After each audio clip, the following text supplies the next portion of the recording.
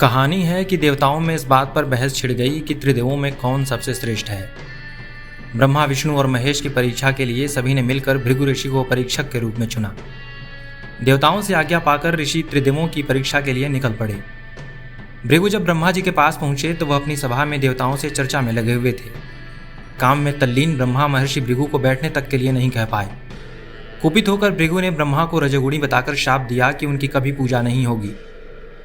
ऋषि फिर विष्णु जी के पास पहुंचे। देखा कि वह तो सो रहे हैं। उन्हें लगा कि विष्णु उन्हें आते देखकर सोने का नाटक कर रहे हैं, इसलिए जाते ही उन्होंने नारायण की छाती पर लात से प्रहार कर दिया। विष्णु की नींद खुली तो उन्होंने ऋषि के पैर पकड़ लिए और पूछा कि उनकी वज्र सी छाती से उनके पैर में चोट तो नहीं लगी। ऋषि बेहद प्रसन्न हुए और उन्हें सतोगुणी घोषित कर सर्वश्रेष्ठ देवता बना दिया। भृगु शिव के पास भी पहुंचे। शिव उस समय पत्नी सती के साथ विहार कर रहे थे।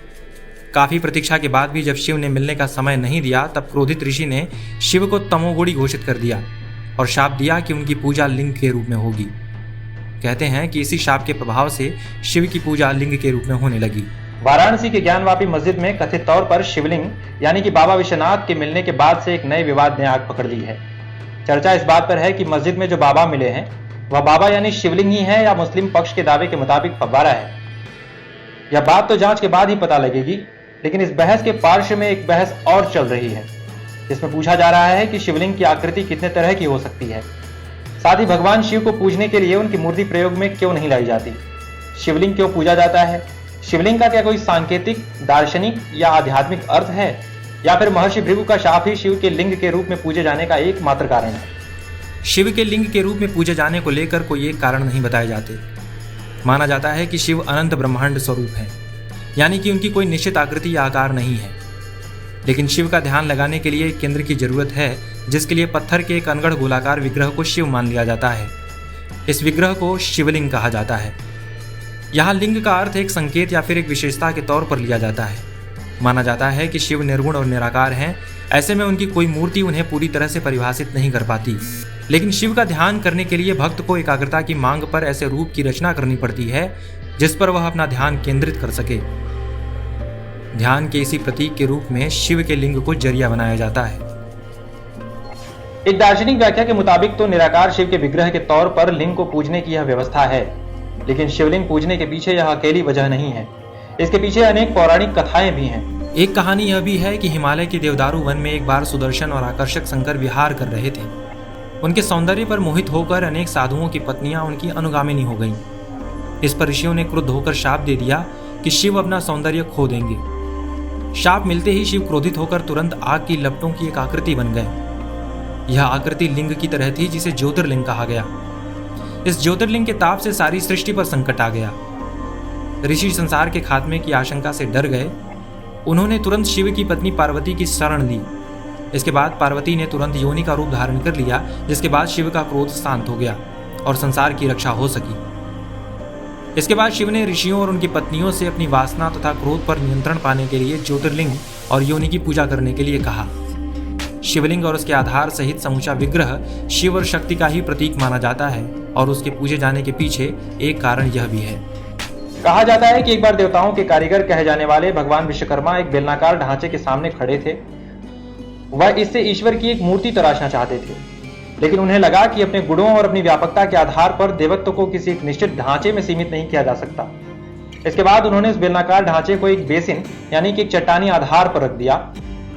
उन्होंने इसे लिंग नाम दिया, जिसका शाब्दिक अर्थ बताया कि ऐसा गुण जो सभी गुणों अवगुणों से परे है, यानी कि निर्गुण है। शिव को लिंग के रूप में पूजे जाने की कहानी मानव सभ्यता के विकास क्रम के आरंभ तक जाती है।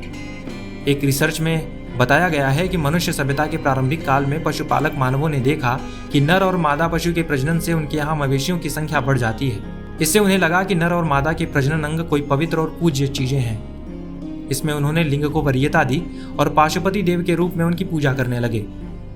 पाशुपति शिव का ही एक नाम कहा जाता है। इस तरह से लिंग को अमरता और सृजन का प्रतीक माना जाने लगा और उसकी पूजा की जाने लगी। हिंदू धर्म में सभी देवी देवताओं की उनकी मूर्तियों के जरिए उपासना की जाती है, लेकिन शंकर की पूजा लिंग के रूप में की जाती है। लिंग जो ज्यादातर बार एक बेलनाकार पत्थर का विग्रह होता है और ऊपर आकाश की ओर उठा रहता है। भक्त भगवान के इस प्रतीक पर श्रद्धा रखते हैं और उसे जल चढ़ाते हैं। बहुत से लोग शिवलिंग को कामुकता से जोड़ते हैं, लेकिन हिंदू धर्मशास्त्रों में शिव कामी देवता नहीं माने जाते, बल्कि उन्हें एक योगी और सन्यासी के तौर पर माना और पूजा जाता है। देवदत्त पटनायक अपनी किताब शिवा टू शंकर में बताते हैं कि शिवलिंग के महत्व को लेकर दो तरह की दृष्टियां हैं। एक वैदिक दृष्टि है जिसके लिए शिवलिंग एक निराकार देवता का स्वरूप है। वहीं एक तांत्रिक दृष्टि है जो मानती है कि शिवलिंग शिव और शक्ति का सृजनात्मक मेल है। शिव के भक्त श्रद्धा से शिवलिंग का पूजन करते हैं, लेकिन वह इसे कामुकता से नहीं जोड़ते। कई विद्वान ऐसे हैं जो शिवलिंग को शंकर के पौरुष के तौर पर चिन्हित करते हैं। वे शिव की तुलना इजिप्ट के मिन और रोमन देवता प्रायपस से करते हैं, जिनके लिंग स्वरूप की पूजा की जाती है। लेकिन यह तुलना शिव की अवधारणा उनके आख्यानों और दर्शन से मेल नहीं खाती। ऐसा इसलिए क्योंकि शिव फर्टिलिटी की देवता नहीं है, बल्कि वह इसके ठीक विपरीत विचार से जुड़े हैं। कहा जाता है कि शिव अगर फर्टिलिटी या कामुकता के देवता होते तो पौराणिक कथाओं के मुताबिक उनके रहने का घर बर्फ का निर्जन स्थान हिमालय नहीं होता। उन्हें ध्यान, तपस्या और सन्यासी स्वरूप में दिखाए जाने की बजाय रोमांस और आनंद से जोड़ा जाता। उन्हें सृष्टि का विनाशक नहीं, बल्कि निर्माता कहा जाता।